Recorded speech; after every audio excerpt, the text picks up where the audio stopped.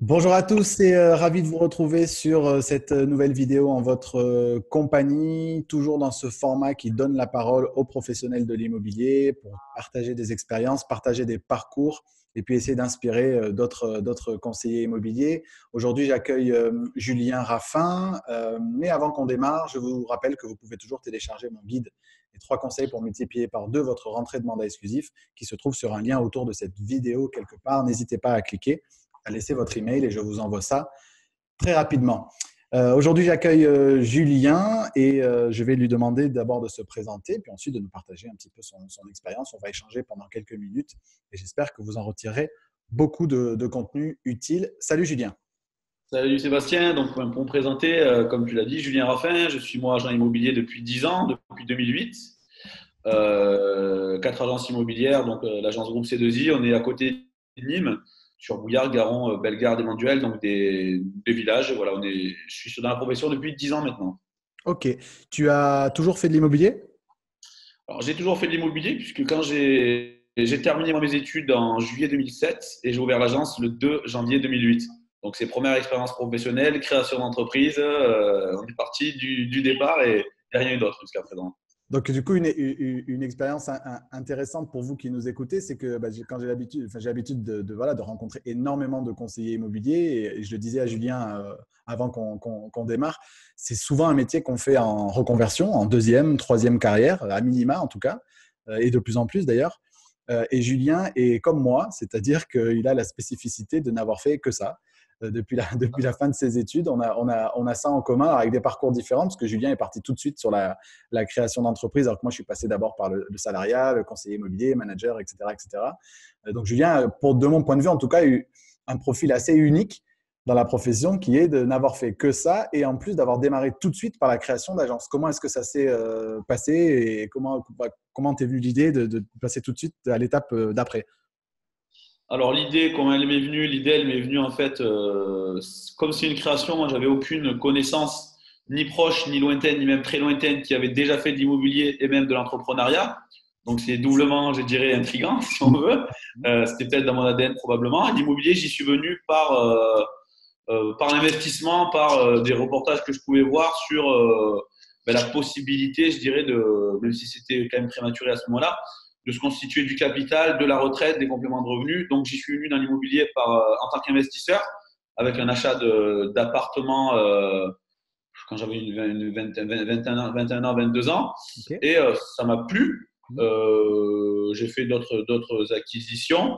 Et après, c'est vrai que j'y suis venu naturellement en terminant mes études, en lisant beaucoup, du coup, puisque finalement, j'ai fait au départ, en tout cas, de la formation par de la lecture, par de la discussion, par de l'échange.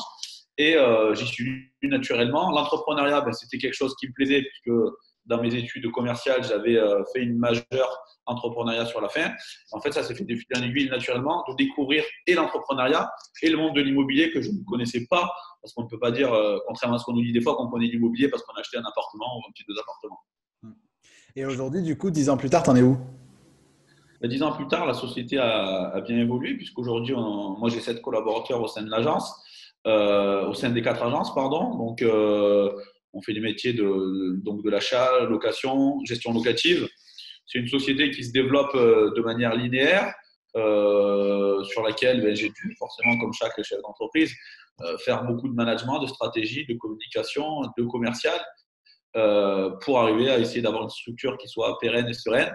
Et avec le projet dont je t'avais déjà parlé, à court terme, c'est-à-dire pour la semaine prochaine, lancer mon réseau de conseillers indépendants, un réseau de conseillers indépendants uniquement basé dans le Gard pour commencer, avec de nombreuses spécificités. Après, on pourra aborder si tu le souhaites.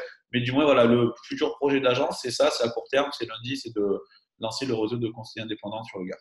Alors, pour revenir du coup sur ta réussite ou ton évolution au cours de ces 10 années, qu'est-ce qui expliquerait du coup ce parcours-là? Quelle bonne pratique tu pourrais partager? Quel serait l'ingrédient du coup de cette réussite et de ce parcours? Alors, l'ingrédient, on va dire, de la réussite, pour moi, bah, déjà, c'est le travail. Parce que je sais que je le fais toujours, hein, mais j'ai passé des heures de travail qui sont démentielles pendant très longtemps. Pour être clair, pour rien gagner au départ, même ça me coûtait de l'argent de travailler. Mais l'entrepreneuriat, c'est pas ce qu'on voit à Capital tous les dimanches soirs. C'est pas une Lamborghini et un jet privé. C'est beaucoup de galères au départ, des situations compliquées, mais des situations qui forgent et qui permettent d'avancer. Donc, ça a été très compliqué. Et c'est vrai que ce qui m'a permis d'avancer, c'est le travail, l'échange quand il y a pu en avoir ensuite, l'intérêt que j'avais, la passion du métier qui a fait que j'étais dans une position où il fallait que j'avance. J'étais passionné par ça et je le suis toujours. Et c'est ce qui a fait que j'ai pu avancer, accepter des conditions difficiles puisque c'est beaucoup de travail, pas de rémunération au départ.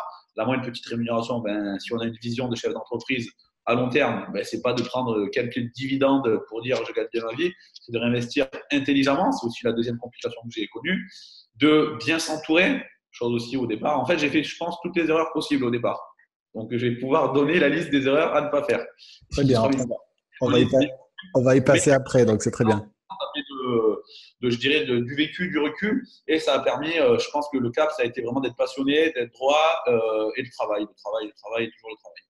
Du coup, est-ce que tu crois, parce que, enfin moi en tout cas j'en suis convaincu, si on se place au niveau des conseillers immobiliers qui nous écoutent, tu parles de l'inertie entre la charge de travail et la rémunération. C'est une vraie spécificité de notre métier aussi. C'est voilà, ce côté cycle long d'un côté de la transaction immobilière et cycle long, j'allais dire, de la construction de son activité en tant que conseiller immobilier. J'ai tourné une vidéo hier qui sera publiée bientôt de conseils, justement sur cette thématique-là de ce cercle vicieux dans lequel se mettent beaucoup de conseillers immobiliers. Alors, quand ils ont d'abord conscience que ce sont des entrepreneurs déjà, et une fois passé ce cap-là, c'est ce cercle vicieux qui est j'essaye des choses, je fais un constat au bout d'un mois, un mois et demi que ça ne marche pas, alors j'essaye autre chose, et puis j'essaye autre chose, et puis j'essaye autre chose, et au bout d'un moment, je me rends compte que finalement, je ne suis pas fait pour ce métier, alors même que la seule problématique, c'est juste que je n'ai pas laissé suffisamment de temps au temps pour que mes actions entraînent les résultats qu'elles doivent entraîner, notamment en matière de prospection, par exemple, où ben voilà, les gens passent leur temps à se disperser, à tester plein de choses, juste parce qu'ils ne se laissent pas le temps. C'est ça. Alors, moi, j'ai un avis, un avis en tant que, avec mon expérience. Moi, j'étais dans une double inertie, si on peut l'appeler comme ça, c'est que c'était une création d'agence immobilière. Donc, moi, j'ai commencé, dès mon premier jour, j'avais un loyer, des charges, et ne connaissant pas le métier, je ne savais pas le volume de charges qu'il allait avoir. C'est-à-dire que je me suis retrouvé pas en tant que conseiller immobilier, mais en tant que conseiller immobilier, chef d'entreprise, avec des charges et aussi, rapidement après, avec du personnel. Donc, pour répondre à ta question, déjà, la première chose que je conseille pour les novices, c'est de ne pas faire comme moi je l'ai fait, une création, mais c'est d'intégrer une structure dynamique, apprendre, discuter, échanger, côtoyer des personnes qui vont être là pour vous aider, chose que je n'ai pas eu la chance d'avoir, puisque moi j'ai créé, et vous allez gagner beaucoup de temps. Après, pour la réponse, c'est ce que j'explique, on en avait déjà parlé, je crois, il y a quelques semaines. Quand je rencontre un conseiller pour un entretien, moi je lui explique la réalité du métier. C'est-à-dire, je ne suis pas ici pour faire rêver tout le monde. L'immobilier, c'est un métier noble, un très bon métier. On peut très bien gagner sa vie, pour être clair. Par contre, pour gagner bien sa vie dans l'immobilier, comme dans tous les métiers, il faut apprendre à semer un peu, beaucoup, énormément. On ne peut pas gagner très bien sa vie à court terme. C'est impossible, c'est mathématique. Il y a des cycles, il y a des phases. Donc, moi, ce que je conseille, la première chose, c'est déjà de connaître quel est le métier de l'immobilier. Ce n'est pas ce qu'on voit à la télé le samedi après-midi. C'est un métier qui est très bon, mais qui peut être ingrat par moment. Donc, il y a un aspect psychologique à prendre en compte, où l'ascenseur émotionnel, si on n'y est pas préparé, c'est, je pense, et je n'ai pas lu d'études là-dessus, mais c'est un avis proprement personnel, beaucoup de casse par rapport à la défaillance psychologique. Un jour, on est là, on a 3 propositions d'achat, on n'a pas bien fait le boulot, le lendemain, on est ici parce que les 3 sont partis, en plus, on a perdu un mandat. 1 fois, 2 fois, 3 fois, on perd des bonhommes. Deuxième chose, pour commencer ce métier, pour moi, il faut avoir une capacité financière de pouvoir le faire, une réserve qu'on va utiliser à bon escient. Et si aujourd'hui, moi, j'intègre un conseiller qui n'a aucune réserve parce que sa femme ou son mari travaille, parce qu'il a droit aux allocations retour à l'emploi, il ne pourra pas durer. Ce n'est pas possible. Parce qu'il y a la phase, je prospecte, j'ai des rendez-vous, je m'améliore, j'arrive à rentrer des mandats, ensuite, j'arrive à sortir ces mandats, et 3 mois après, je suis payé. Donc, de toute façon, il y a un point mort d'au moins 6 mois où il est de toute façon impossible de gagner sa vie. Donc, moi, ce que je dis, c'est commencez ce métier si vous avez la chance d'avoir une femme ou un homme qui, à la maison, peut permettre que vous puissiez vous lancer là-dessus, ou si vous avez une ancienne expérience qui a permis d'avoir un petit peu d'économie ou aux allocations en retour à l'emploi. Et le deuxième conseil que je donne, c'est de ne pas être omnibulé par la vente au départ. Une maison, pour qu'elle fonctionne, pour qu'elle soit sur le long terme, il faut qu'elle ait de bonnes fondations. Le conseiller immobilier doit avoir des bonnes fondations. Vendre, c'est une finalité. Moi, dans l'agence, les négociateurs, ils travaillent et ils vendent. C'est pas, ils vendent. Ils vont bien travailler, mais ils vont vendre à court terme, à moyen terme et à long terme avec une méthode. Ils ne vont pas vendre parce que le marché est bon, parce qu'il y a quelqu'un. Voilà. C'est plus profond. Donc ça, je trouve que c'est important. Et il ne faut pas écouter ce qu'on a envie d'entendre. Ça veut dire l'immobilier, c'est facile, tout le monde gagne bien sa vie parce qu'on connaît très bien les chiffres de notre profession. Aujourd'hui, surtout le conseiller immobilier indépendant qui débute, le taux de casse, il est juste complètement énorme. Parce qu'il y a une mauvaise information qui est donnée. Ce métier fait rêver beaucoup de personnes. Maintenant, c'est un excellent métier, j'en suis passionné. Je pense que je ne changerai pas de métier parce que c'est vraiment quelque chose que je fais avec le cœur. Maintenant, il y a une réalité du terrain et cette réalité, il faut venir en agence la découvrir. Moi, je pense que le fait de commencer, et j'intègre des personnes comme ça par un stage, c'est une très bonne chose. On vient, on regarde, on voit. Et ensuite, on peut discuter si ça peut. Mais je pense que la phase stage est très importante d'observation pour voir le réel et le vécu de l'agent immobilier au quotidien. Toi, quand tu as, là, du coup, en tant que conseiller sur le terrain, euh, c'est euh, c'est quoi le… Tu produis encore, hein, Julien, c'est ça, hein? On est Oui, d'accord. oui, oui, je produis encore, oui. C'est quoi, du coup, le super pouvoir de Julien Raffin sur le terrain en tant que conseiller immobilier? Qu'est-ce qui fait la différence? Aujourd'hui, Ouais. ou Ah, ok. aujourd'hui, je pense qu'il y a, déjà, je suis énormément axé sur la formation. C'est-à-dire que je me forme peut-être 3 semaines, 4 semaines ou 5 semaines par an. Donc, j'ai plus de temps de formation que de congé, finalement, mais beaucoup plus même. Donc, je me forme tout le temps. Je suis toujours à l'écoute des attentes du client, quel qu'il soit, vendeur, acheteur, locataire. Je suis en veille permanente des nouvelles technologies aujourd'hui. Et après, je fais, je défais, je refais, j'améliore et je suis constamment en fait en remise en question propre pour avoir des bons résultats. Et ces bons résultats, la vente est induite de tous mes ratios que je vais avoir avant qui sont… En fait, pour bien travailler, il faut bien se connaître. C'est-à-dire qu'aujourd'hui, malheureusement, 95% des négos, même agents immobiliers, ne se connaissent pas. Je rentre un mandat, très bien, mais comment tu as fait? Oh, je connaissais quelqu'un ou non.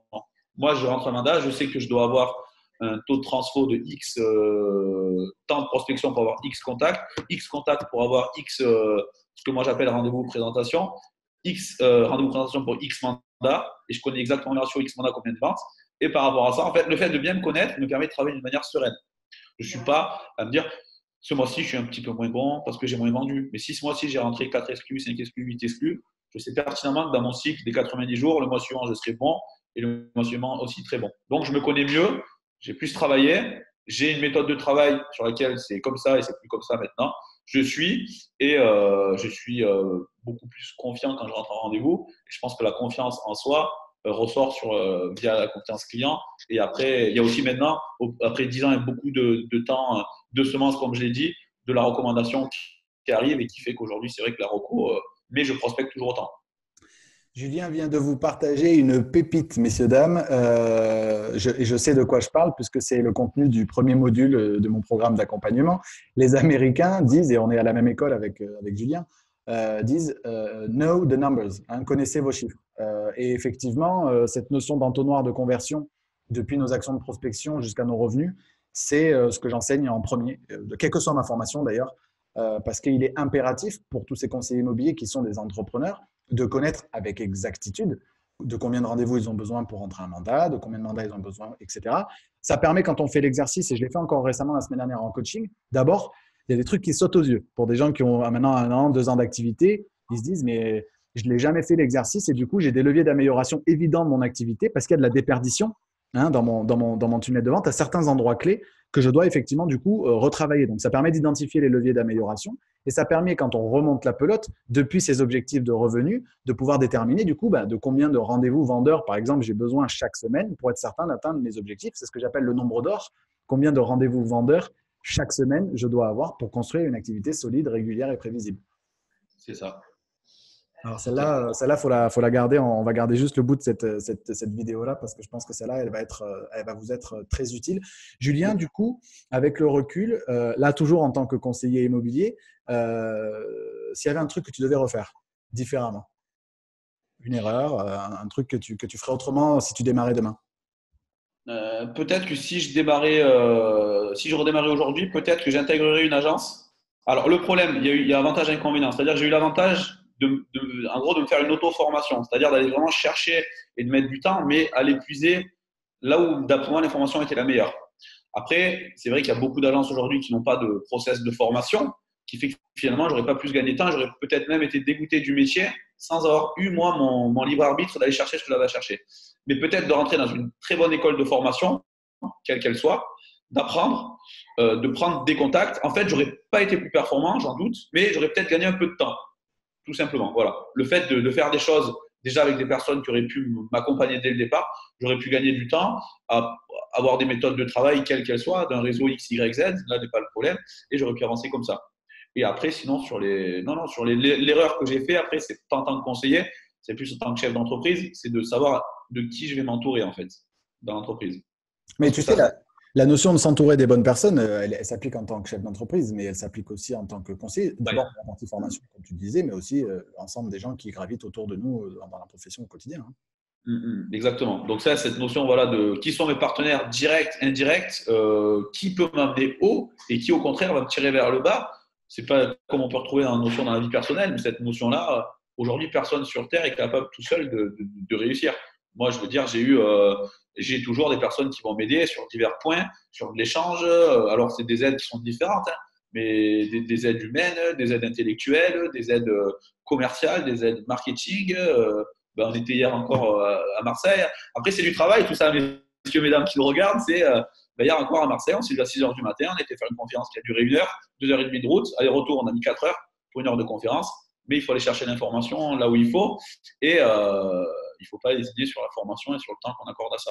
Même après, dans l'expérience. Du coup, une parenthèse, du coup, parce que tu abordes beaucoup de sujets. Sur la formation, qu'est-ce que tu conseilles finalement aux conseillers? Alors, parce que tu as parlé de différentes typologies de structures. Bon, sans rentrer dans le détail des structures, mais quelles sont les alternatives qui peuvent se présenter pour les conseillers immobiliers qui souhaiteraient progresser?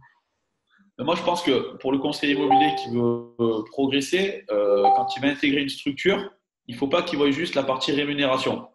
La partie formation, ça va l'amener à gagner beaucoup plus. Quoi qu'il arrive, par contre, il gagnera plus à moyen et long terme. À court terme, la rémunération, c'est un fait.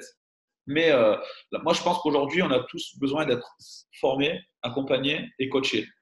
On parlait du coaching tout à l'heure. Aujourd'hui, on prend le paradoxe des sportifs, ils sont tous coachés. Je fais le parallèle beaucoup avec le sport à mes niveaux et notamment sur le foot.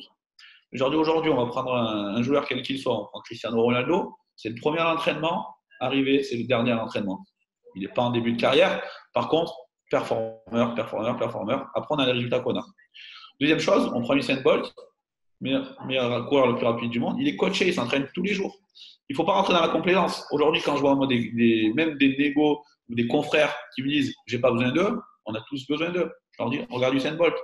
Pourquoi il continue à être coaché? Pourquoi tous les meilleurs sportifs sont coachés? Pourquoi les chanteurs sont coachés? Les acteurs, tout le monde est coaché, les hommes politiques. Aujourd'hui, on ne peut pas performer si on n'est pas coaché. Et on a l'impression, en fait, la limite de notre métier, cette indépendance que veulent tous les conseillers, elle est très bien. Mais à un moment donné, l'indépendance, c'est plutôt, on en avait parlé, c'est plutôt de l'autonomie que de l'indépendance. Parce qu'être indépendant, être tout seul, je suis seul sur mon bateau au milieu de l'océan, j'arriverai nulle part. Et personne n'arrive nulle part tout seul. Maintenant, aujourd'hui, il faut se remettre en question. Et moi, ce que je leur dis, une notion que je ne supporte pas dans l'agence, c'est la complaisance. Je connais, je sais, non, on ne sait pas, on évolue tout le temps. Et le fait d'être coaché permet justement de montrer ses faiblesses et de pouvoir évoluer et vraiment performer dans le métier après et être bien. Après, la problématique, c'est que la formation, c'est une chose qui est beaucoup demandée par les conseillers qui démarrent quand même. Ceci étant dit, celle qui leur est vendue potentiellement, et de mon point de vue, l'analyse que j'en ai faite, c'est que vous pouvez être formé à différents niveaux. C'est-à-dire que régulièrement, on va vous former sur toutes les thématiques du métier, mais au stade où on va vous apprendre à effectuer des tâches. C'est la première étape. Ensuite, il y a certaines structures qui vont vous apprendre à effectuer des tâches pour vous donner l'impression, effectivement, que le lendemain, vous êtes plus ou moins autonome. Après, on va vous apprendre des techniques. C'est le stade un peu au-dessus. Et c'est souvent le stade où ça s'arrête. Et c'est souvent le stade auquel les gens, d'ailleurs, sont confrontés à un premier plafond de verre. OK, on m'a expliqué comment faire, j'ai appris quelques techniques, j'ai l'impression de maîtriser sur un ensemble de sujets ces techniques-là, mais finalement, je ne comprends pas pourquoi je ne franchis pas un palier. Et après, on va sur des méthodes, des process, des systèmes, des écosystèmes de processus. On va sur de la posture commerciale, sur de la posture en clientèle, et on va sur le sens de notre métier. Et tout ça, ce sont des strates encore supérieures sur lesquelles il y a énormément de lacunes dans le marché de la formation immobilière aujourd'hui. Exactement. Et après, on a surtout sur le marché de la formation beaucoup de packages qui sont donnés. Mais aujourd'hui, pour ce plafond de verre, il peut être passé que d'une seule manière, d'après moi. C'est sur de l'individualisation, la connaissance des chiffres. Aujourd'hui, quel est l'intérêt de faire pour des formateurs? Je vois des formateurs, les négos confirmés. Confirmés après avoir ce que ça veut dire, mais le gars, il connaît son boulot, il est depuis quelques temps, il sait faire sa prospection et c'est un acheteur. Il n'y a que l'individuel. Pour l'individuel, il faut connaître ses chiffres. Sur quoi je vais m'améliorer? Demain, tu fais une formation, il y a 200 personnes devant toi. Des débutants, ils auront tous les mêmes problématiques. Mais les négos confirmés, est-ce qu'il est bon en prise de mandat? Est-ce qu'en fait, il plafonne parce qu'il ne prospecte pas, qu'il est sur ses acquis? Est-ce qu'il faut regarder? Donc, il faut questionner. En fait, c'est une découverte client, hein, tout simplement. Demain, je vais à un mandat, moi, je pose des questions et je donne une réponse. Aujourd'hui, il n'est pas possible, comme tu dis, de faire de la formation globale sans avoir les attentes des clients. Et les clients, c'est qui finalement? C'est les confrères ou c'est les niveaux qui vont être formés. Et là, je pense que, comme tu dis, sur la formation, il y a à voir là-dessus. Ouais. Ok, sur la dimension coaching individuel. Ok, eh ben, écoute, on retiendra en tout cas de cet entretien la connaissance de ses chiffres, la connaissance de son business dans le moindre détail. Et de son secteur, et de ses clients, et la connaissance avec un grand C, voilà. La connaissance de son métier et la connaissance de sa pratique du métier au quotidien. Et un des palliatifs qui peut être effectivement du coaching individuel, c'est ça? Je pense, oui, c'est ça, exactement. Ok, super. Merci beaucoup en tout cas, Julien, pour le temps accordé. Merci à toi, Sébastien. Si vous êtes confronté à ce type de problématique ou si vous voulez contacter Julien pour en savoir plus sur ses différents projets, et il fourmille de projets dans le Gard notamment, donc n'hésitez pas à le contacter. Si cette vidéo vous a plu, vous pouvez la liker, vous pouvez la partager, vous pouvez la commenter, vous pouvez nous interroger avec Julien sur les thématiques que nous avons abordées aujourd'hui. On se fera un plaisir. Voilà, on sera un plaisir de vous répondre. N'hésitez pas à vous abonner à la chaîne si le contenu vous plaît et que vous souhaitez recevoir les prochaines vidéos automatiquement. Moi, il me reste à vous souhaiter une excellente fin de journée. Merci Julien pour ce temps accordé. Merci beaucoup. Bonne journée, à bientôt. Une excellente semaine et à très bientôt. Ciao, ciao. Au revoir.